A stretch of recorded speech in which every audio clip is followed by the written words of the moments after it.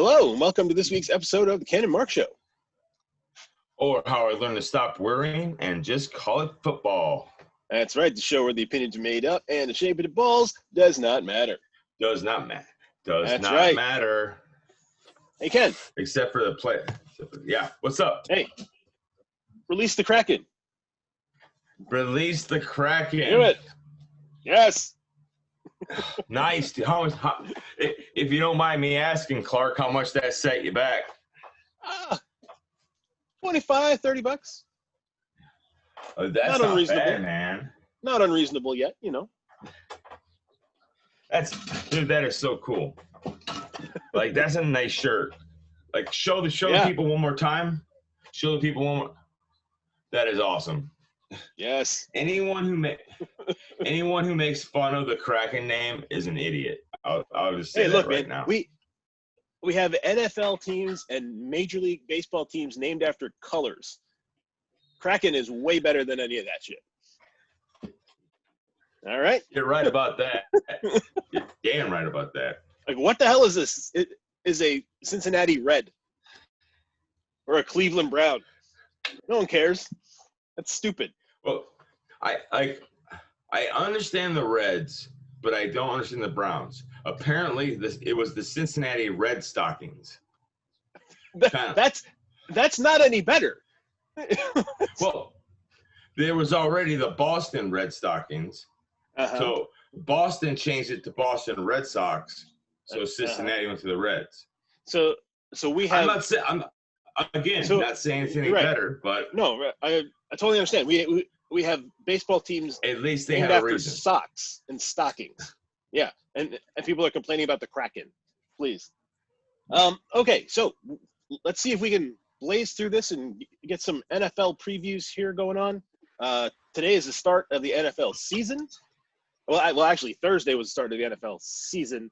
Today is the first Sunday of the NFL season.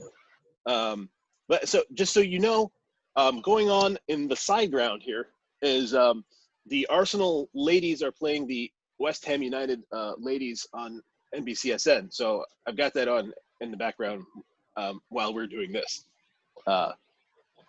Needless to say, you got that. Okay, that way we won't be copyrighted. Needless to say, it's going. I'm having a little technical difficulty here. It is going exactly the way you would expect that it is going right now.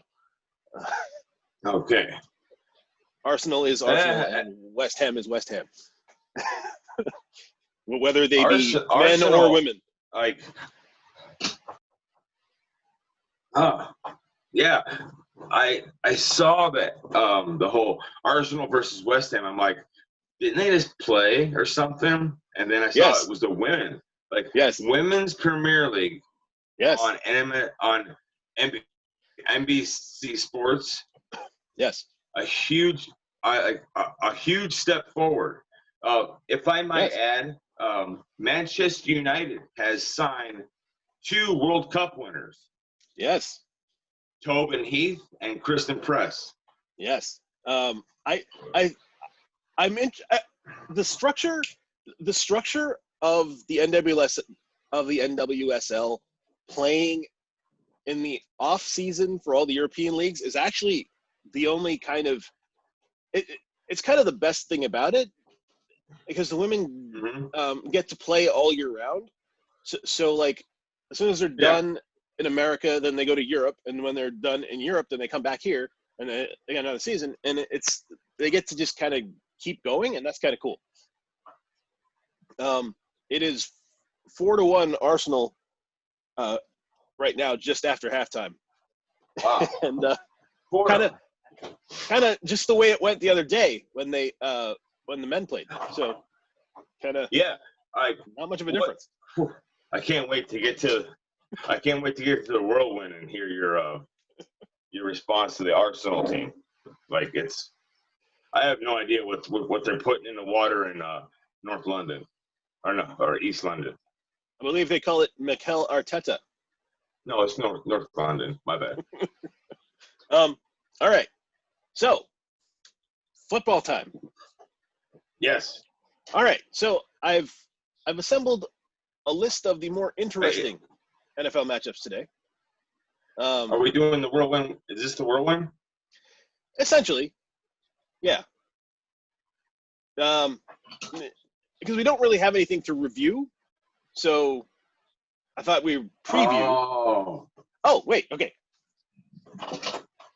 Hang on.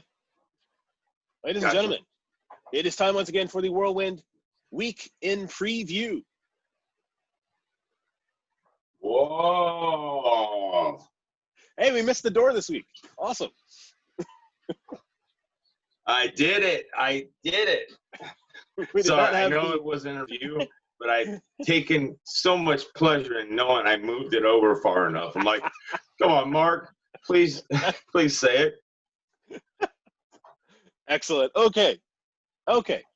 The Kansas City Chiefs opened the NFL season Thursday night against the Houston Texans, and it went pretty much the way everyone thought it would go, except for Andy Reid's kind of fiasco with the face shield, which I guess was kind of amusing. Kansas City defeated Houston 34-20. Patrick Mahomes and the Chiefs rolling along like they never ended last season, and the Texans kind of still in the same place they were last season, just still trying to figure it out. DeAndre Hopkins is gone, but David Johnson has arrived, so I guess we'll see how that plays out in the coming weeks. But what do you think, Ken? Should we crown them Super Bowl champions right now, or do we need to see more from the Chiefs? If you want to crown their asses, crown them. We know who they were. Let them off the hook. I say crown them because Patrick Mahomes is the second coming of Jesus Christ. They controlled the game, but you know how the first 15 plays are scripted. Yeah, and it seems that Bill O'Brien, he knows how to, he should be a offensive coordinator or defensive coordinator, whatever he was, because he was able to march the Texans down the field on the Chiefs like it was nothing. Mm-hmm. But they forget that they have good coaches in Kansas City. So they adjusted. So once they had to go to their playbook and start actually playing the game, it was a tough watch. It was a very tough watch after that. Just bad. Houston's not going to be very good. No, and Kansas City's strength has never been the defense. Kansas City's strength has been that offense can score on you anytime it wants to, and you just kind of have to keep up. And Houston could not do that. Don't sleep on Kansas City's defense. They got a lot of their best players back. So it's they have the Honey Badger. I forget what Frank Clark or somebody up front. Yeah. They have a great spine. They have the no-name linebackers, which is whatever. But it's amazing what they're doing out there. Yeah. The Tampa Bay Buccaneers are the Super Bowl favorites in Vegas with a 43-year-old Tom Brady at the helm. I think a lot of people are going to be disappointed in this team, especially if they're considering them to be Super Bowl favorites. How do you feel about this? Like, eventually, the nice part about prophesying doom and gloom is that eventually you're going to be right, and Father Time is going to catch up with Tom Brady, and I just don't see a 43-year-old Tom Brady, even if he's marginally better than the Tom Brady that we saw the last 8 games last season. I don't see him taking a team to the Super Bowl. Um, I'm going to have to respectfully disagree. And this isn't just Kenny's doing his, but he's ready for the Bears game. Yes, yeah, I see that. He's definitely ready.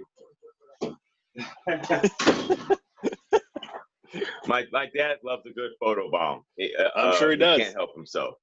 I see. Tom Brady. Yeah, both my parents, good surprises. No, I'm going to say this. Tom Brady appears to be a man on a mission.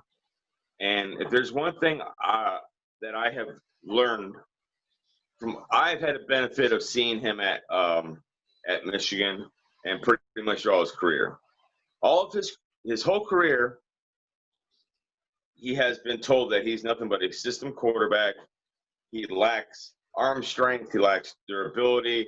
He lacks the movement in the pocket, which, if history has shown, he has all those things. And the worst thing you can do with Tom Brady is count him out. So when I look at the weapons around Tom Brady, he brought Gronk back. Yes, Gronk won't play. He won't be an every down tight end. He won't play a full season. He doesn't need to be. He won't play a full season. Well, we don't. Let's avoid hating. Let's avoid the hate. Okay. I'm not hating. I'm just saying, like, the last 4 seasons of his career, he didn't play a full season. This isn't going to be the exception. He's not getting younger. And he doesn't need to play a full season. He needs to play in the playoffs. But they have O.J. Howard, Mike Evans, and I think the saving grace for Tom Brady that no one's talking about is they have picked up, because Jacksonville, for some reason, is doing something in the books that I call a FIFA fire sale. I think you understand what a FIFA fire sale is, Mark. It is more commonly referred to as tanking in the NFL and the NBA. Yes. Yes. FIFA fire sales are just get rid of all your older talent and you bring in the young studs. I know in FIFA you have your development squad, which yep. I love. I love the scouting, and then that's my jam. But that's Jacksonville released. They released Leonard Fournette. They didn't trade him to get any kind of compensation. They just released him. Yeah. Now, Leonard Fournette, his rookie season, had a great rookie. He had a great rookie season. Second season in the league, had an injury. Still pretty good numbers for only 8 games. Yes. Last season, he put up his best numbers. Right. 1,200, I believe 1,200 yards rushing and 500 yards receiving. I mean, damn near 2,000 yards from scrimmage on that Jacksonville Jaguars team.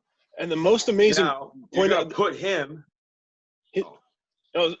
His most amazing stat from last season was he was something like 32nd in yards before contact, but 5th in yards after contact, which means he was playing behind an atrocious offensive line and still put those numbers up. So, and that just you're just giving me fuel to my fire.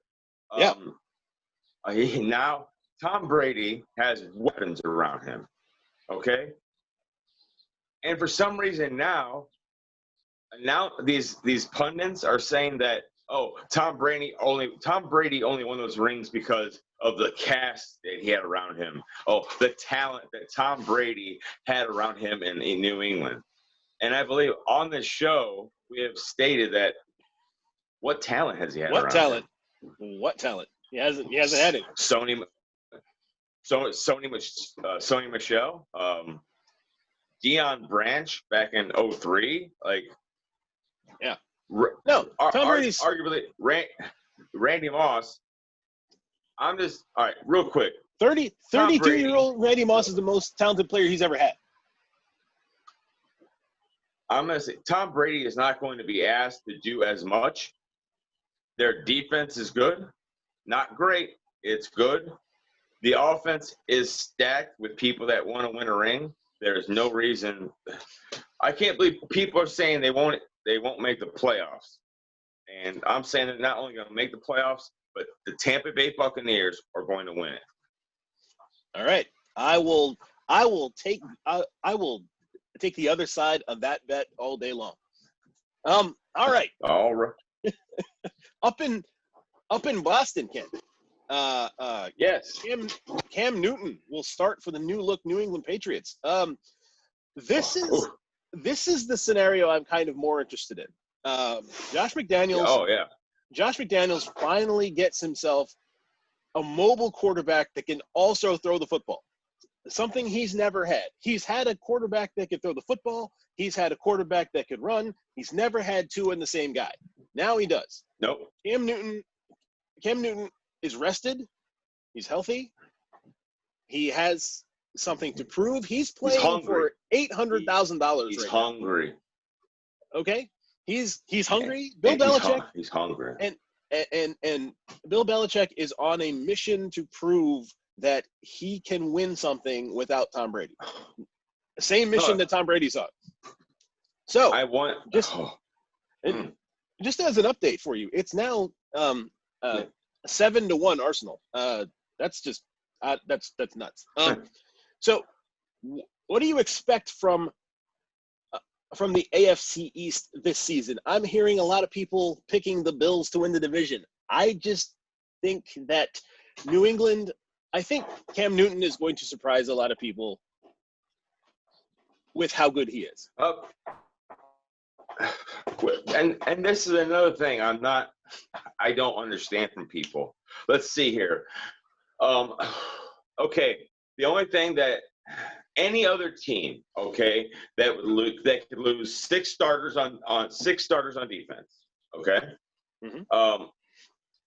would be that would be devastating.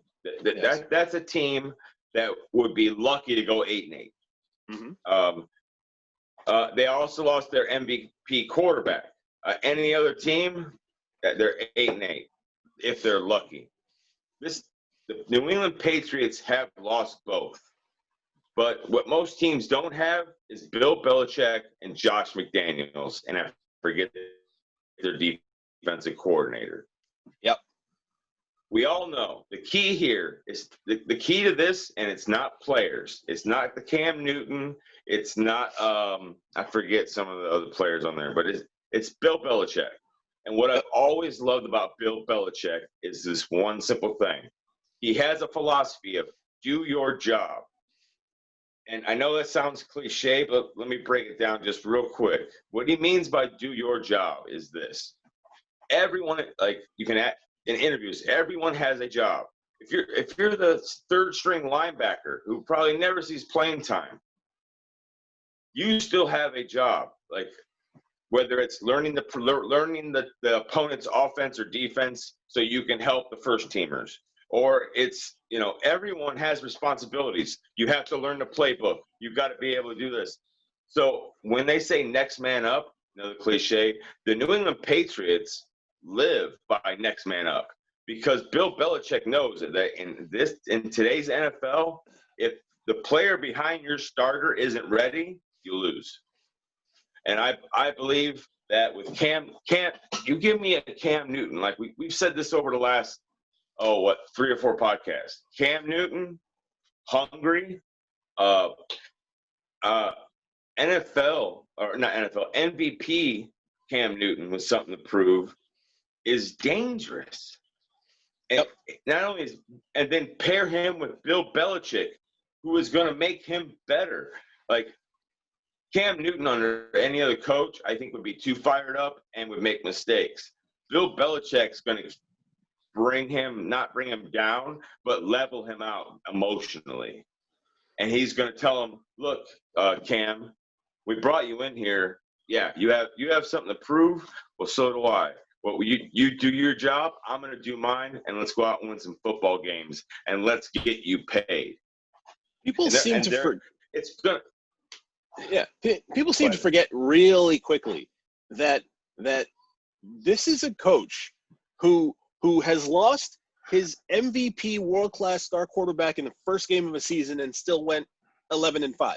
He's lost multiple starters on offense and defense season after season, still gone to the playoffs. He's lost MVP wide receivers at the free agency, went back to the Super Bowl the next year. He's franchised he's franchised the place kicker, went back to the Super Bowl multiple times. There doesn't seem to be a prior to this season, there was no combination of players that the New England Patriots could lose and anybody would go, yeah, they're not going to the playoffs this season. But now that Tom Brady's on, now that Brady's gone, all the doubters are out, and everybody's like, well, now they're totally useless because they don't have Tom Brady anymore. And I think that's absolute bullshit. I think Dan Orlovsky, I believe it is on First Take or Good Morning Football on ESPN.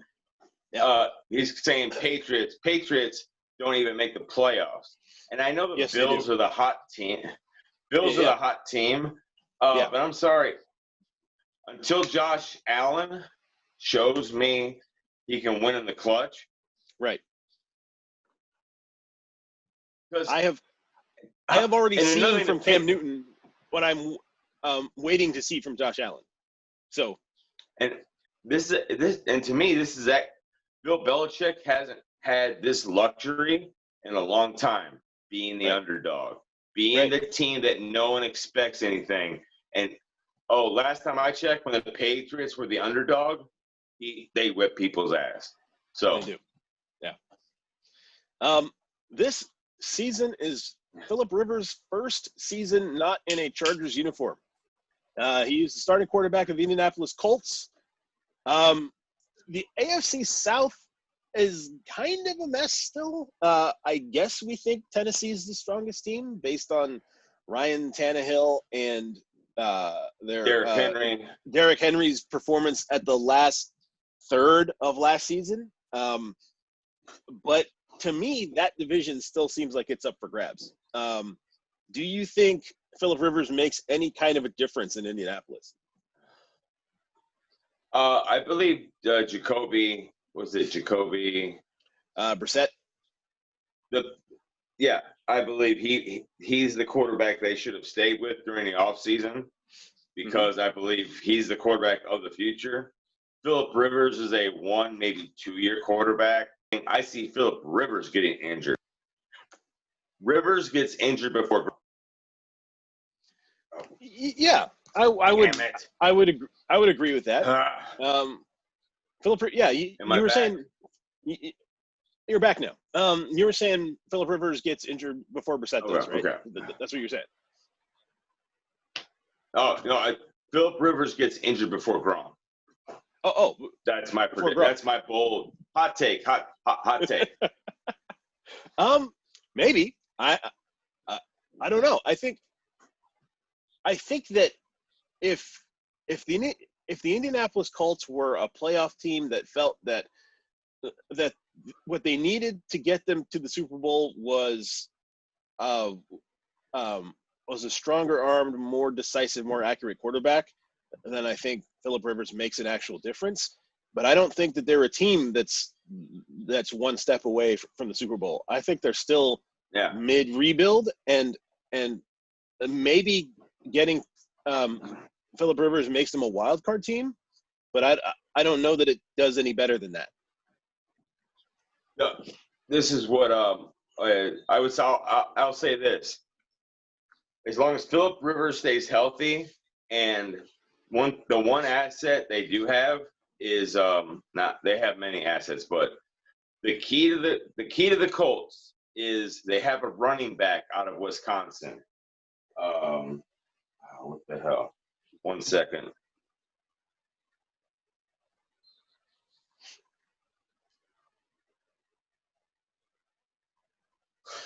All right, we got 9 minutes, and I got to wrap this Colts roster. Pardon me. I think it's Jonathan Taylor. Oh, Jonathan Taylor out of Wisconsin. Yeah. I watched him play in college. A beast. A mixture of just Barry Sanders and mixture of Barry. He's not as elusive as Barry, but he's not as tough as Leonard. But a little bit a hybrid of both. If he gets over 1,500 yards and no turnovers, and Phillip Rivers takes care of the ball, Indianapolis can win that division. If not, Tennessee wins the division, hands down. Yeah, I agree. And I mean, Houston probably has a shot at it, but yeah, With no DeAndre Hopkins, Houston does. Yeah. Can the Baltimore Ravens and Lamar Jackson translate their regular season dominance into a playoff win, Ken? Because that team, not even the Chiefs looked as good as the Ravens during the regular season last season. I mean, over the last 2 seasons even, Baltimore has looked completely dominant, and then they get to the playoffs and they fizzle. What do they need to do to fix it? Hi, Mom. Thanks, Mom. Yeah, go ahead and pause it. I meant you pause your show. No, what's that? I meant you pause your Pause show. the live game. Pause the game, okay? Wow, this is gonna be great television.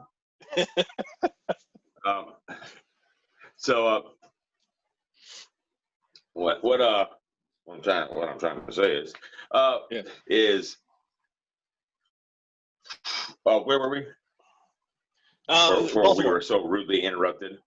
Baltimore and translating Baltimore. playoff success. As long as I think the Earl Thomas debacle, which I didn't see this out of Earl Thomas. I think he's still bitter about. I believe he is of the Legion of Boom. He's the most bitter about it being broken up, and he hasn't recovered from that. I agree with you. Richard Sherman and Cam Chancellor. I think Richard Sherman and Cam Chancellor kept him in check because his antics at Baltimore have been. I didn't expect it out of this guy. I thought he was more professional, but apparently not. So I believe getting rid of. They lose a great player, but they also lose poison in the locker room. And of those 4 guys, I mean, Cam Chancellor has the most reason to be upset because, I mean, he's the guy that got knocked out of the league early with that injury, with the neck injury. I mean, Earl Thomas is a great player. I don't understand what happened. That I mean, the last 2 years in Seattle were a problem, and then he goes to Baltimore and he has a great season, and now it fell apart again. And at some point you can't blame the coach anymore, right? I mean, no. At some point it's your fault. So because it's one of those things in the movie where the guy in the office is like, well, I'm tired of the bosses. I'm tired of the way we're treated. You know what? I'm going. And who's coming with me? Yeah. Is anybody coming with me? No. No one's going with you. Oh. Yeah. That's my impression of the Baltimore Ravens right now. That's kind of what it feels like. All right. The Las Vegas Raiders play the Cam Newton-less Panthers today. Are the Panthers better without Cam, and are the Raiders better in Vegas? I think the Raiders will be better in Vegas because they finally have a home with all the drama, with all the drama being levied, but with Oakland and Oakland, LA. They're in Vegas. Let's hope they get off to a good start. They have a great running back and Josh Jacobs. I think Henry Ruggs III is going to be a good ball player for him, and great name. I think they could surprise some people in the West. The Chicago Bears play the Detroit Lions, Ken. So a week before the season started, Matt Nagy named Mitch Trubisky the starter for the Chicago Bears, Yeah. relegating the newly acquired $24 million Nick Foles to the bench. What is going on in Chicago? What is going on in Chicago? Man, there's so much to unpack here. Let's see. First off, let's just say this. Mitch Trubisky should start. We shouldn't have picked up Nick Foles. It just came to light that we could have picked up Tom Brady, but for some reason the front office wanted a decision from Brady before the free agency opened up. You could also have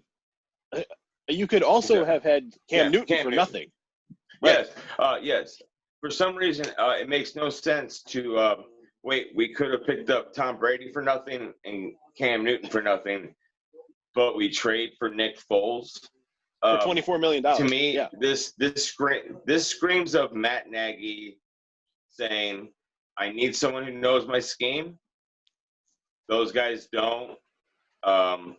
Also, those guys are they're big personalities in the locker room. So Matt Nagy's like, I can still control the locker room besides Tom Brady or Cam Newton. And which to me pisses me off is that for a manager, if you're that fragile, you probably need to be fired.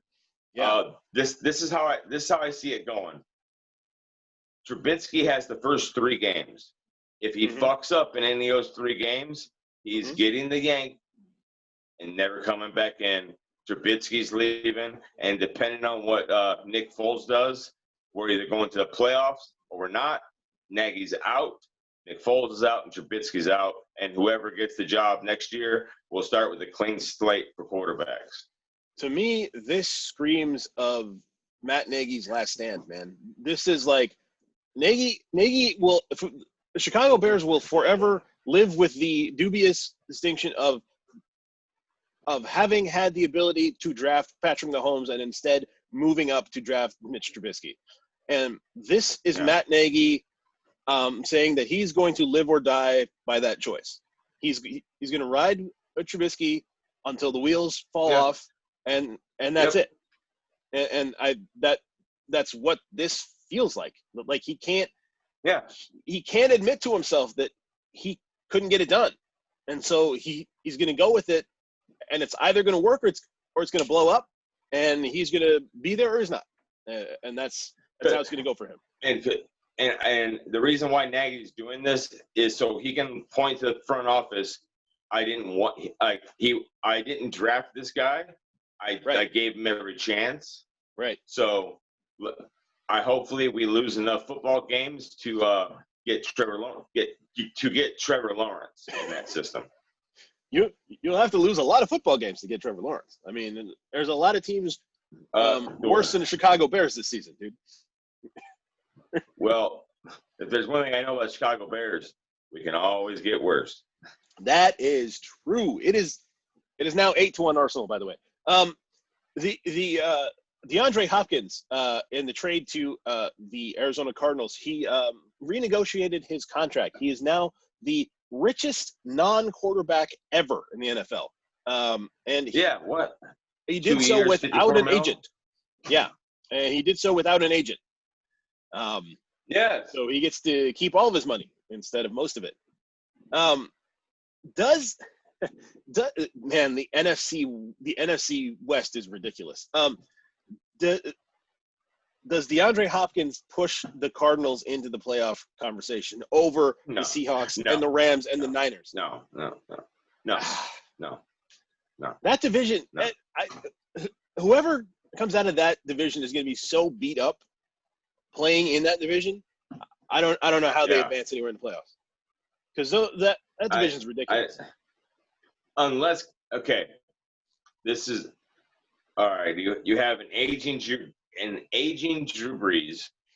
You have San Francisco, whose defense and offense are so beat up from training camp that they're not going to be healthy till week 6. Mhm. Like Bosa's gone, this guy's gone. Like the only people that are healthy are Garoppolo and Kittle. I mean, I don't know what Right. happened there. Which is 21 points But, right there. I mean, yeah, it's the let's worst see. the worst part of the it though, the worst part of that whole thing, the worst part of San Francisco being so banged up is that the Seahawks don't play a division game until week 7. So they'll all be healthy by then, and it won't matter. But it's so it's nuts.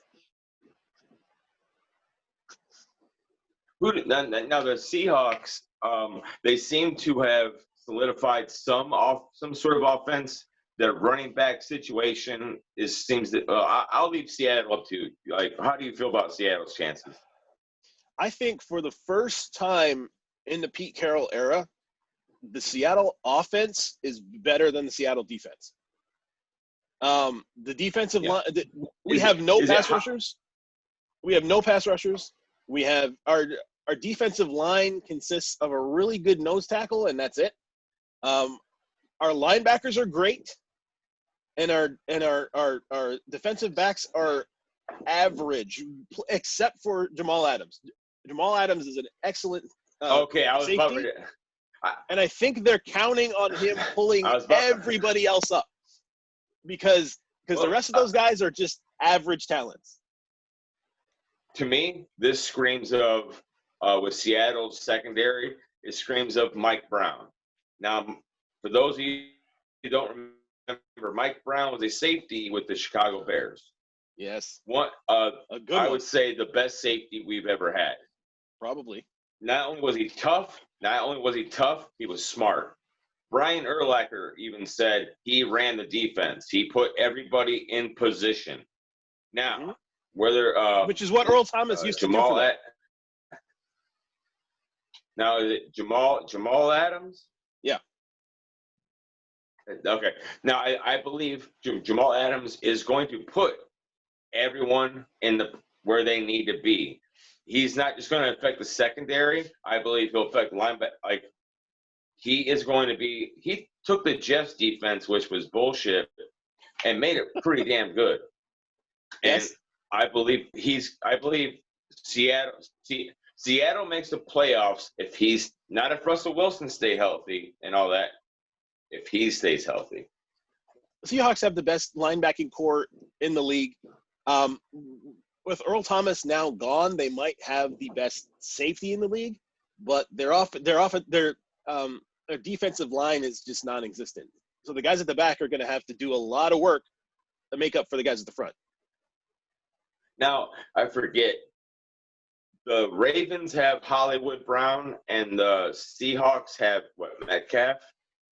The Seahawks have DK Metcalf, and Josh Gordon is back. So they have Josh Gordon again. Oh, nice. So wow. And they have Carlos Hyde, who is a machine when he's healthy. So, I mean, the Seattle offense, like I was saying, I think for the first time in the Pete Carroll era, since the Matt Hasselbeck Seahawks, the offense might be better than the defense. So they're going to have to rely on the offense to carry them because that pass rush is non-existent, and the defense is not going to look like it did the last 10 years. All right, awesome. All right. Have we covered? We have covered all the interesting stories in the NFL. I did want to get to one story in the EPL before we go. Okay. Yesterday, right. So this weekend is match week 1 in the EPL. So far, everything has been pretty much chalk. Everyone that was supposed to win won. Everyone that was supposed to lose lost. With the exception, now still, things still worked out the same way.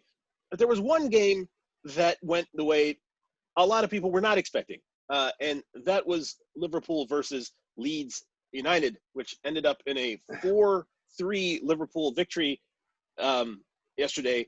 And I used the term victory liberally. There were 4 There were 4 disallowed goals in this game, 2 on either side. So this could have ended 6-5. And the fact that the reigning champions were pushed to a penalty in the 88th minute by a newly promoted Leeds United team exposes what I have been saying about this team since the restart. In the immortal words of Jimmy Johnson, you cannot bring a championship team back with the same players on it. You have to freshen it up, and they didn't, and it's showing. They have the rest of this They have the rest of this month to sign players, and you have been linked to some.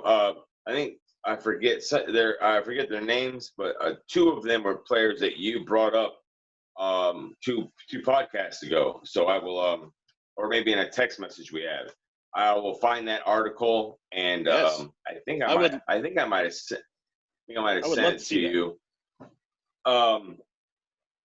Let's see. Also, to me, a win's a win. Now, one thing I'm excited about Leeds United, with Leeds versus Liverpool, would you agree that Klopp is a character? Of course. He's the best thing about the team. Leeds United is in the same situation with Mauricio Bielsa. Yep. I'll send you another video about him. He makes Klopp look like a normal student. He makes Klopp look like what he does is normal. You have 2 guys. You have 2 guys that are just. I'm looking forward to his post game interviews. He's a very weird on. He wears his on his sleeve. There's no filter. It's something else. But congratulations. I couldn't watch the match because living in South Bend. I didn't watch it either. It wasn't on TV. They'd rather show infomercials and then the 4-hour game for fucking Notre Dame. Yeah. I got. Sorry about the. I apologize for the cursing, but Twitter told me that the game started at 12:30, and so I looked for it at 12:30, and I didn't find it anywhere, and so I didn't watch it. But it's horrible. Horrible. But what Leeds did yesterday was provide the blueprint for how to beat Liverpool. Attack the fullbacks. As great an offensive player as Trent Alexander-Arnold is, his defense is awful. You have to admit that. I'll admit it to a point. Klopp will take that tape and use it to his advantage. I hope so. I believe that I'm sorry, but a win's a win. Leeds came into that game with nothing to lose, and it's teams like that you have to beat because you won the league, Mark. You have the target on your back. This is going to be the first of many of those games. But and that is precisely the reason how that goes. That is precisely the reason this team needed fresh blood, because you've got a lot of guys on this team now that have been to 2 Champions League finals. They've got a Champions League trophy. They have a league trophy, and they're not hungry anymore. Oh, he'll freshen. One thing you did not get here by making panic buys. That's Liverpool true. should not make panic buys. That's true. That's how you get in trouble. Next week, that's how. We'll say it. Panic buys does not allow you to buy Felipe Coutinho for £7 million and then sell him for 130. Okay, that is true. Let's be smart about it. Next week, when they go to Chelsea and they play 2 of the guys that have been on their target list for 2 years, we'll see what happens. Oh, Mark, you're the only person I know that could win a great game, a classic game, and be mad about it. But I've got to sign off because it's opening day and I got to go watch my Bears, buddy. Yes, sir. It is 9-1 Arsenal, just in case you're interested. Okay, that is going to do it for the Ken and Mark Show NFL Preview Edition. You can catch us at the Ken and Mark Show at gmail.com or on Facebook or on Twitter at Ken and Mark Show. Available for download right now or for viewing on the YouTubes. And at the original podcast page, the kenandmarkshow.libsyn.com. See you next week, everybody. Also, yep. See you next week. Also, be on the lookout for the pre and post audio from our webcam, from our web shows. So the pre-show audio will be posted on Libsyn later this week. So in case you ever wonder what happened before the show. Oh, I know it's coming, baby.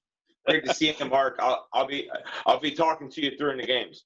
Yes, sir. All right. We'll see you. Have a good one. Later. Go Bears. Oh, I hope so. Bear down. Later, bro. All right. See ya.